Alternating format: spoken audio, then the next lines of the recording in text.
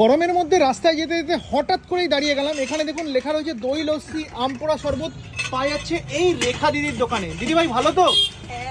আচ্ছা, আর আসার পরে থেকে দেখতে পাচ্ছি দিদি কিন্তু লস্যি বানাতে ব্যস্ত নাকি দিদি?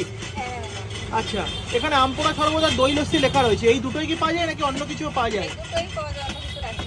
আচ্ছা, অন্য কিছু এখনো রাখছেন না।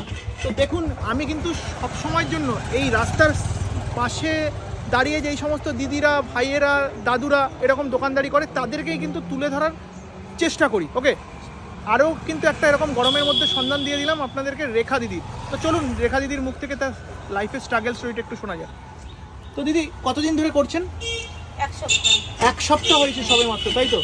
মানে এই রাস্তায় ঘুরে ঘুরে যে করেন, কষ্ট হয় না? কষ্ট তো হয়। আচ্ছা, পরিবারে কে কে আসে? দুই ছেলে মেয়ে, আমরা দুজন। মানে এক ছেলে এক মেয়ে। ইনকামের জন্যই তো সবাই করে, আপনিও তো নিশ্চয়ই তাই করছেন। হ্যাঁ। মানে এই